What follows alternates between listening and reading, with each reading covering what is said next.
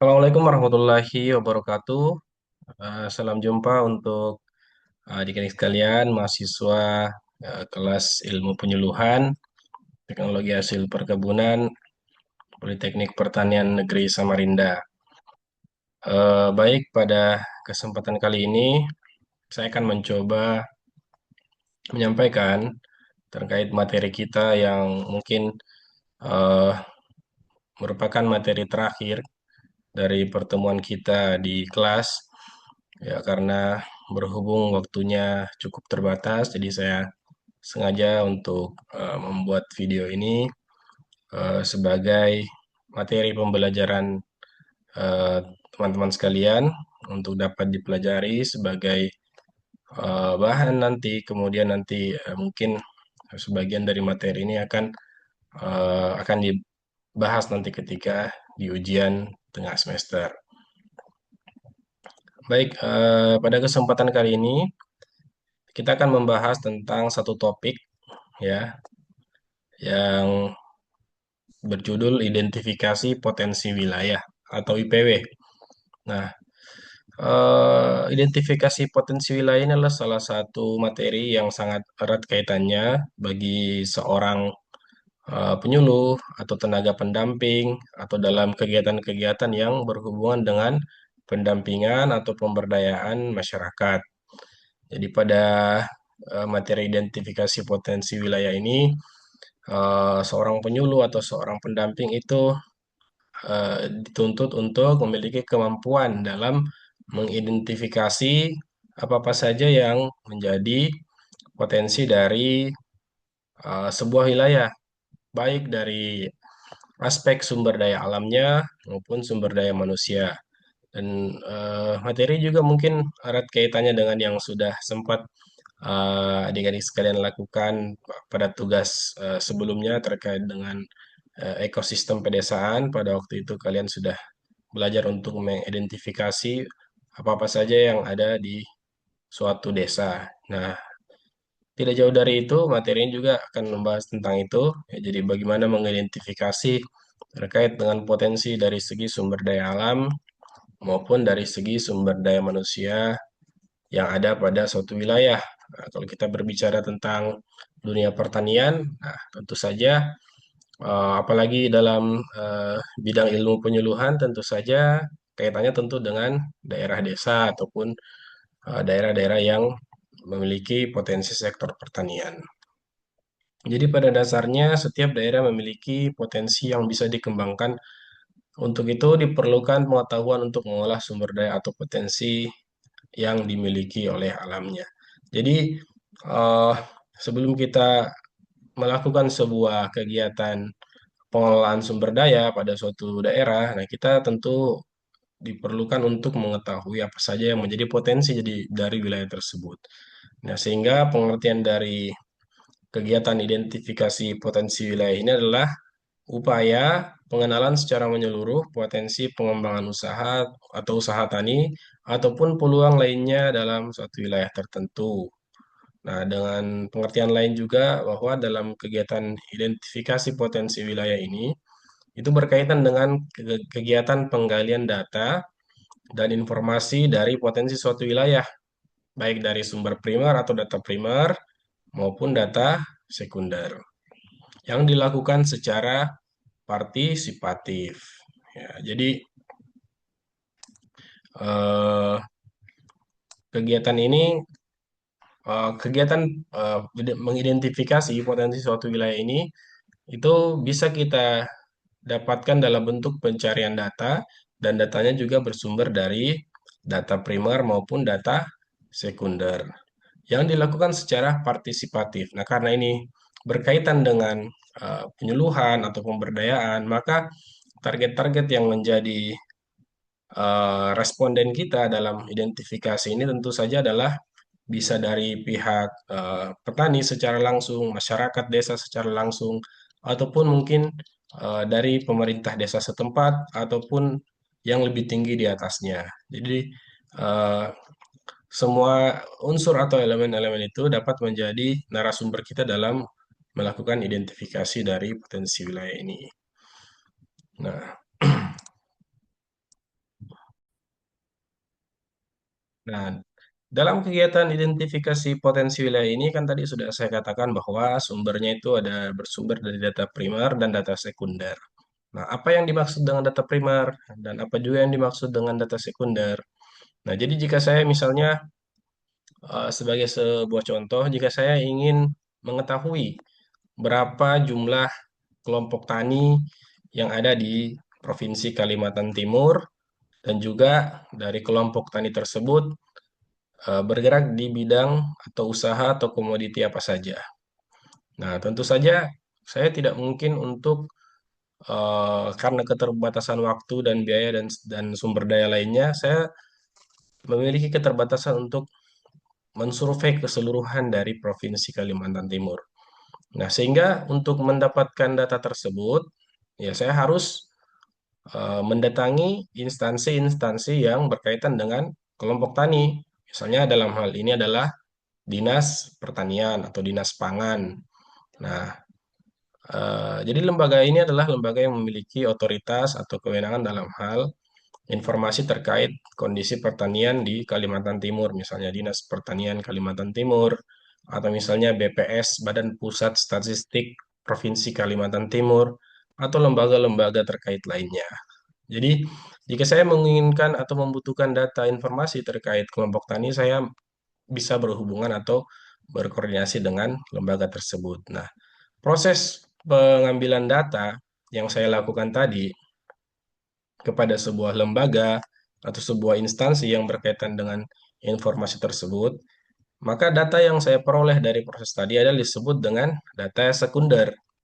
Ya, karena data yang saya peroleh merupakan dari sumber yang kedua atau sumber perantara, itu melalui dari instansi maupun lembaga. Nah, jadi contohnya tadi seperti itu. Berbeda dengan data primer. Jadi misalnya kalau data primer saya ingin mengetahui berapa biaya yang dikeluarkan oleh petani dalam melakukan aktivitas usaha tani, misalnya padi sawah dalam satu musim tanam. Nah, untuk mengetahui informasi secara detail terkait dengan aktivitas usaha tani tersebut, saya harus tentu saja informasi yang paling valid atau yang paling mengetahui biaya-biaya atau pengeluaran-pengeluaran yang dikeluarkan dalam satu musim tanam dalam kegiatan usaha tani padi sawah misalnya, yang mengetahui hal tersebut pasti adalah petani langsung. Jadi saya harus bertemu atau menggali informasi kepada petaninya langsung. Nah, sehingga kegiatan tersebut atau data tersebut yang saya peroleh atau informasi dan data yang saya peroleh dari petani tersebut disebut dengan data primer karena data primer itu merupakan data yang saya peroleh dari sumber utama ya terkait dengan informasi sumber utama ya Kak.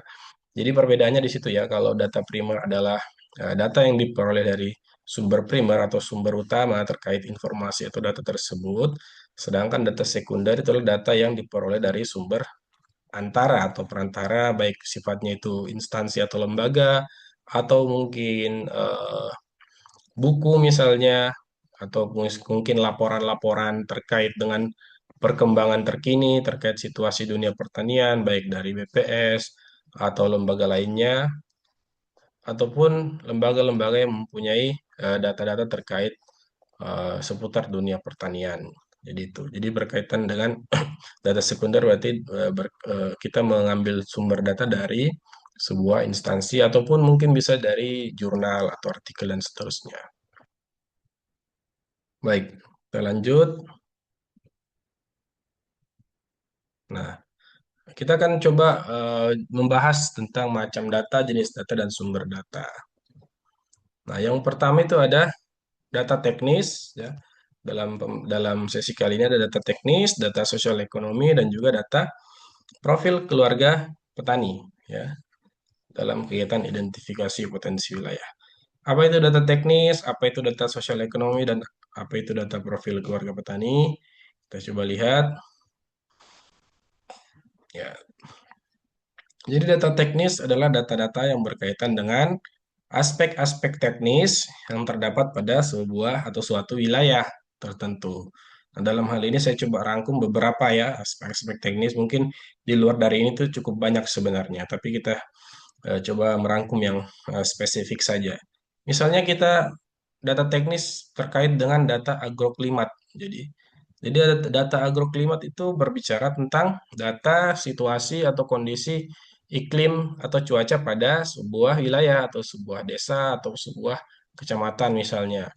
Apakah wilayah tersebut iklimnya eh, apa namanya eh, mu- iklimnya iklim cuaca musim panas ya yang berkepanjangan atau daerah yang sering di sering daerah yang sering terkena hujan misalnya ya atau misalnya dia daerah dataran tinggi. Jadi agroklimat ini sebenarnya sangat berkaitan sebenarnya dengan eh, pemilihan jenis komoditas yang diusahakan pada satu wilayah. Jadi kalau kita bisa melihat kan biasanya di daerah-daerah dataran tinggi dengan suhu tertentu, tingkat suhu tertentu ya, terutama daerah-daerah dataran tinggi, puncak, kemudian suhunya itu dingin ya, iklimnya dingin di sana, makanya di daerah-daerah tersebut biasanya ditanami oleh tanaman-tanaman yang seperti contohnya sayur-sayuran atau hortikultura. Nah, berbeda dengan dataran-dataran daerah dataran rendah atau dataran yang apa namanya di daerah desa yang biasa di daerah dataran rendah, biasanya di situ ditanami oleh tanaman-tanaman yang sesuai dengan daerah tersebut, seperti padi atau jagung dan seterusnya, atau misalnya daerah perkebunan. Jadi kondisi agroklimat itu sangat menentukan atau salah satu penentu dari jenis pemilihan pemilihan jenis komoditas yang dapat dibudidayakan pada sebuah wilayah. Jadi sangat penting ya untuk mengetahui aspek agroklimat ini ya. Jadi dari segi eh, kalau misalnya musim panas suhunya bisa sampai berapa derajat ya. Kalau misalnya musim hujan itu seperti apa suhu di situ, kelembapannya seperti apa. Nah, itu data-data tersebut itu ya kalau kita gali informasinya kita tidak mungkin dapat menggalinya dari person to person. Nah, maka data ini biasanya kita ambil dari instansi terkait. Dalam hal ini misalnya contohnya adalah BMKG atau BPTP atau bahkan di desa biasanya itu ada informasi papan musim di situ. Jadi biasanya ada musim-musim tertentu ditentukan dalam musim ini dapat ditanami oleh tanaman ini. Jadi seperti itu dari segi agroklimat. Kemudian dari sumber daya lahan atau peruntukannya. Ini berbicara tentang proporsi pembagian dari lahan dari sebuah wilayah atau contohnya misalnya desa. Jadi kan misalnya dalam satu desa, luas desa tersebut misalnya 350 hektar. Nah, jadi dalam 350 hektar itu berapa hektar yang digunakan untuk kawasan permukiman, berapa hektar kemudian yang digunakan untuk kawasan pertanian, baik pertanian pangan atau perkebunan, kemudian berapa hektar yang dijadikan kawasan hutan, dan berapa hektar yang digunakan menjadi kawasan ruang terbuka dan seterusnya. Jadi data-data tersebut dapat diperoleh misalnya dari sumber kecamatan atau BPP ya. Jadi berkaitan dengan pemanfaatan potensi lahan yang ada pada satu desa.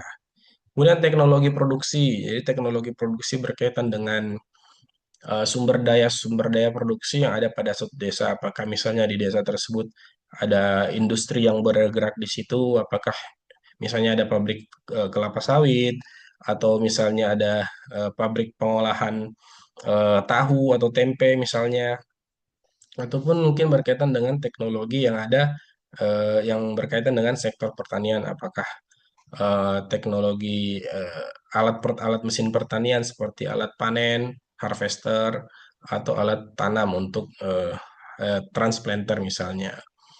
Kemudian ada komoditas. Nah, komoditas ini berkaitan dengan jenis atau jenis tanaman ya, jenis tanaman yang dibudidayakan atau yang diusahakan dalam satu desa atau satu wilayah. Nah, biasanya kan dalam satu desa tertentu atau satu wilayah itu mengusahakan beberapa jenis komoditas. Jadi sebagian besar desa-desa di Indonesia ini tidak hanya mengusahakan satu jenis komoditas, biasanya berbagai macam jenis komoditas. Ada yang mengusahakan komoditas pangan, ya, seperti padi, jagung, dan seterusnya, umbi-umbian, dan juga kadang-kadang di saat yang bersamaan juga ada komoditas perkebunan, misalnya kelapa, kakao, atau kelapa sawit, cengkeh, dan seterusnya. Jadi itu berkaitan dengan jumlah atau jenis komoditasnya. Dan yang terakhir itu adalah program pembangunan wilayah. Dalam program pembangunan wilayah ini biasanya berbicara tentang apa-apa program ke depannya dalam pembangunan wilayah ini. Biasanya program-program ini adalah sering dibicarakan di forum-forum tertentu atau forum-forum pemerintah desa, misalnya dalam musyawarah perencanaan pembangunan atau musrembang yang dilaksanakan di level desa. Jadi di situ ada bisa dilihat program-program pembangunan dalam jangka pendek, jangka menengah, dan jangka panjang. Nah, ini berkaitan dengan data teknis ya. Selanjutnya, dari segi sumbernya di sini juga ada sumbernya dari sumber sekunder dan juga ada dari sumber sekunder dan juga dari sumber primer ya. Nah, nah, yang kedua kita berbicara tentang data sosial ekonomi ya. Apa itu data sosial ekonomi? Jadi data sosial ekonomi berkaitan dengan kondisi atau data yang berkaitan dengan kondisi masyarakat saat ini, masyarakatnya di suatu wilayah. Jadi misalnya dari segi sumber dayanya ya, kelembagaannya dan juga perekonomiannya. Nah, kita masuk ke yang pertama misalnya dari segi SDM ya. Dari segi SDM atau sumber daya manusia tentu saja berkaitan dengan penduduknya. Jadi data-data ini biasanya kita peroleh dari kecamatan atau desa atau lembaga tinggi di atas yang ada di atasnya lagi. Berkaitan dengan SDM ini misalnya dari segi jumlah penduduknya ya. Jumlah penduduknya dalam suatu desa itu ada berapa banyak. Kemudian rentang umurnya ya umur produktif atau umur kurang produktif atau belum bekerja dan seterusnya. Kemudian misalnya jumlah tadi jumlah penduduk atau jumlah rumah tangganya ya. Kemudian dari segi pekerjaan yang dilakukan ya. Kira-kira dalam sumber daya manusia yang ada di desa itu apa saja pekerjaannya? Apakah sebagian besar sebagai petani, sebagai buruh, atau sebagai misalnya pengusaha sendiri ya dan seterusnya. Kemudian berkaitan dengan penghasilan ya, penghasilan yang didapatkan oleh masyarakat itu rata-rata berapa dalam satu bulannya misalnya dalam sebuah rumah tangga. Itu berbicara tentang SDM atau tadi berbicara tentang jumlah penduduk atau jumlah tanggungan keluarga. Biasanya dalam satu keluarga berapa yang menjadi tanggungan keluarga. Ada yang anaknya dua, anaknya tiga, dan seterusnya. Jadi data-data ini sangat penting untuk diketahui, untuk mengetahui merumuskan program-program yang dapat dilakukan ke depannya. Kemudian berbicara tentang kelembagaan. Ini kelembagaan petani yang sudah seperti kita bahas sebelumnya. Dalam kelembagaan petani ini ada misalnya di sini kelompok tani ya, ada kelompok tani, kemudian ada gabungan kelompok tani. Jadi kalau misalnya di situ ada kelompok tani, ada berapa kelompok tani yang ada di situ, kemudian kelompok tani apa saja yang bergerak di bidang usaha apa saja, apakah kelompok tani pangan atau perkebunan ya. Jadi itu kita identifikasi apa saja kelompok terus kemudian jumlah anggotanya berapa, luas lahannya berapa. Nah, itu yang perlu diketahui jumlah-jumlah atau terkait kelembagaan petani. Tentu saya kalau berbicara kelembagaan petani yang paling dekatnya itu adalah kelompok tani atau misalnya kelompok wanita tani yang ada di situ. Jadi untuk mengetahui ini ya tentu saja biasanya datanya itu ada di kecamatan biasanya atau ada di level desa. Bahkan kalau di level tertinggi tadi ada di instansi atau dinas-dinas terkait.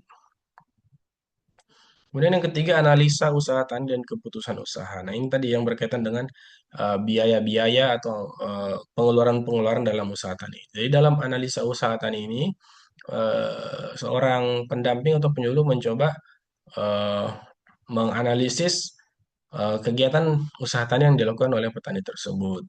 Jadi misalnya dalam sebuah usaha tani padi sawah misalnya ya, ya yang contohnya dalam satu musim tanam tuh berapa apa saja komponen biaya-biaya yang dibutuhkan. Misalnya harus ada pembelian benih atau ada biaya benih, ada biaya tenaga kerja, ya, ada biaya pembelian pupuk, ada biaya pembelian pestisida, ada misalnya sewa lahan kalau dia menyewa. Nah, dalam kegiatan ini juga biasanya tuh kalau petani mengolah suatu lahan, kadang ada lahan yang memang lahan yang dimiliki oleh petani. Tapi kadang juga ada lahan yang diolah oleh petani tapi bukan miliknya petani tersebut. Makanya ada istilah lahan sakap atau petani sakap. Petani sakap yaitu petani yang mengolah lahan yang bukan dimilikinya atau mengolah lahan orang lain ya. Jadi petani tersebut mengerjakan usaha taninya di atas lahan orang lain, tentu dengan sistem pembagian tertentu biasanya. Jadi kalau misalnya petaninya yang mengeluarkan biaya atau yang mengeluarkan semua sumber daya dalam kegiatan usaha tani, maka petaninya biasanya mengambil 4 bagian, pemilik lahan mengambil 1 bagian, atau 3 bagian, atau 1 bagian. Jadi itu tergantung kesepakatan biasanya yang terjadi antara si petani dan pemilik lahan. Kemudian juga berkaitan dengan keputusan usaha tadi. Jadi misalnya keputusan usaha itu jenis komoditi apa yang ingin ditanam, kemudian berapa jumlah pupuk yang akan digunakan, berapa jumlah tenaga kerja yang akan digunakan. Itu semua berkaitan dengan analisa usaha tani. Kemudian apakah di situ ada sistem pertaniannya seperti apa? Ya, apakah masih sistem pertaniannya konvensional atau sudah sistem semi modern dan seterusnya? Dan juga apakah ada lembaga pemasaran, baik pemasaran secara fisik, ya baik pasar secara fisik ataupun baik pedagang yang langsung membeli hasil usaha tani dari si petani tersebut. Jadi misalnya kalau dalam sistem panen misalnya ya, ada pedagang atau pembeli ya, dalam hal ini misalnya pedagang pengepul itu yang datang langsung ke lahan petani dan mengambil hasil membeli hasil panen petani pada saat panen. Jadi dijemput gitu hasil pertaniannya kan. Jadi ada yang sistemnya seperti itu. Ada juga yang petani biasanya langsung membawa ke tempat si pengepul tadi. Dan yang terakhir adalah sistem usaha agribisnis. Jadi bagaimana kondisi sistem usaha agribisnis dalam sebuah desa, dalam suatu desa. Jadi kalau kita berbicara agribisnis ini kan adalah sebuah sistem ya.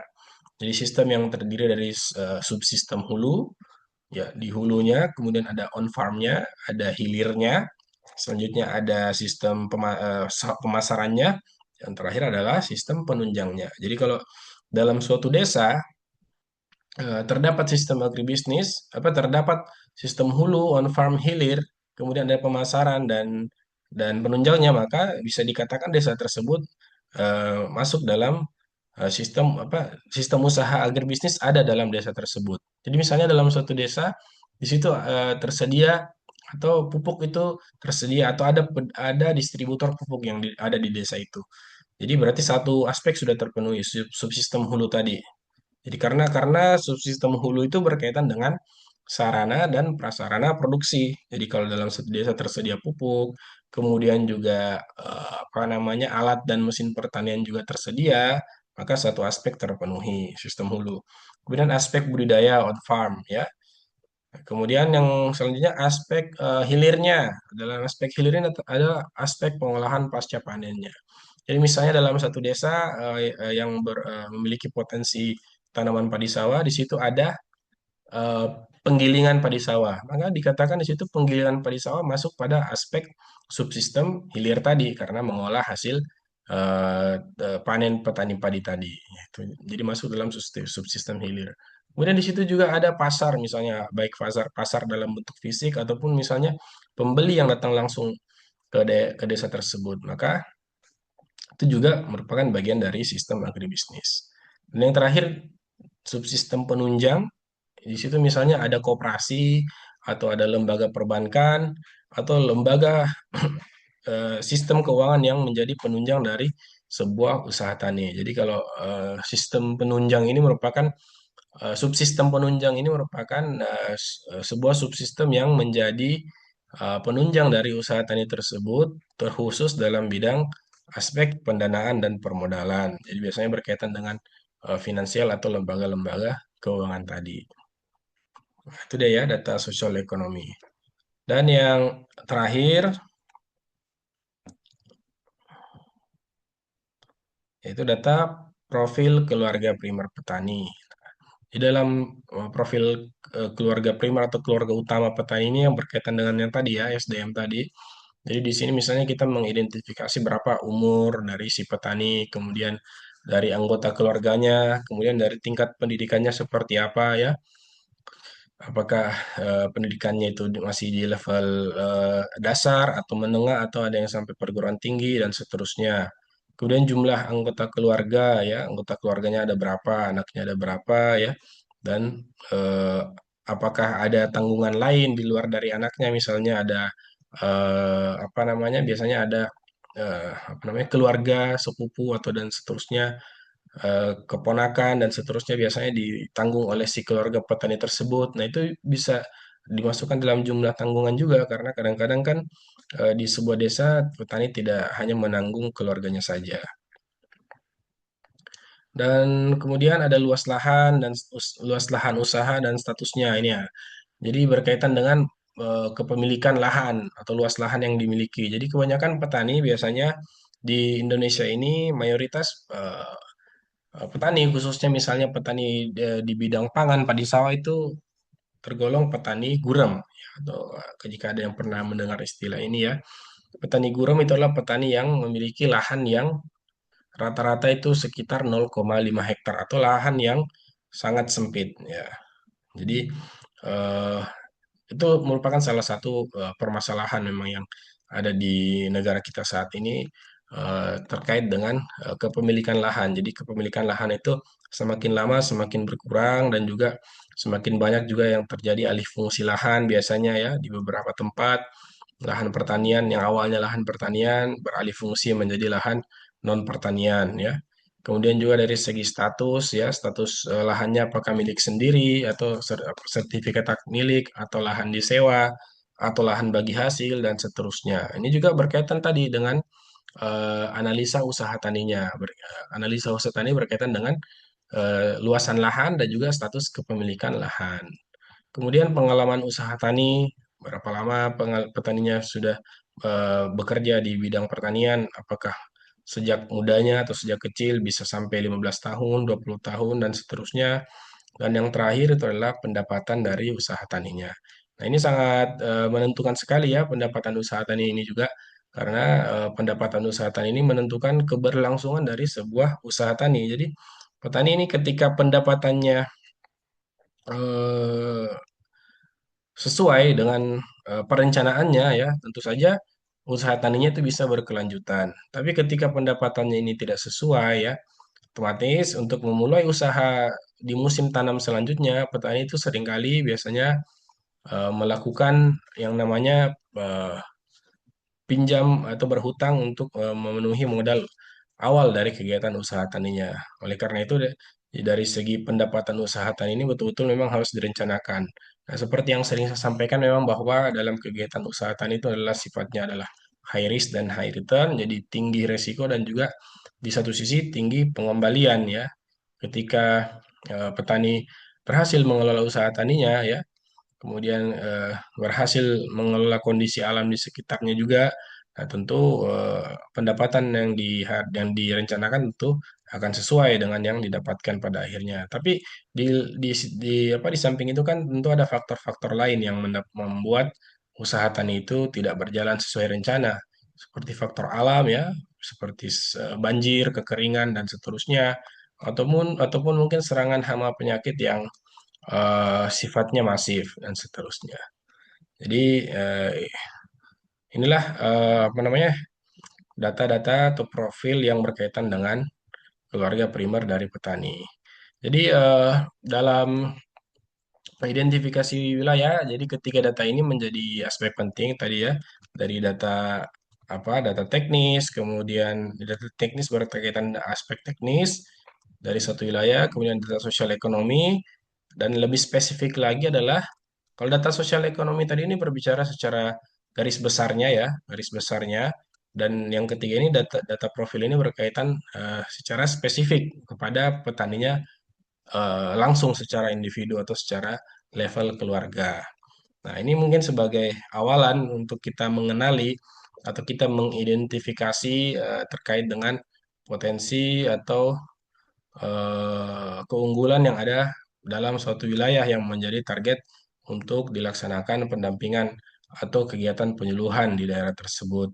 Minimal kemampuan ini dapat dikuasai oleh si seorang pendamping atau seorang penyuluh untuk mengetahui bagaimana pendekatan-pendekatan yang dapat dilakukan ya. Sebenarnya bagaimana apa namanya tujuan dari mengetahui atau mengidentifikasi ini kan untuk mengetahui seperti apa metode yang akan dilakukan. Kemudian seperti apa program yang akan dilakukan. Tentu kita harus mempunyai basis data atau basis informasi. Nah, jadi kalau melaksanakan program itu seperti itu, harus punya data dan informasi seperti apa latar belakang dari wilayah atau daerah yang akan didampingi. Jadi kalau kita tidak kurang mengetahui atau kurang informasi terhadap daerah yang akan kita dampingi, otomatis akan kesulitan nantinya dalam perjalanannya akan mendapati atau mengalami kesulitan untuk menjalankan program yang berkelanjutan di desa tersebut.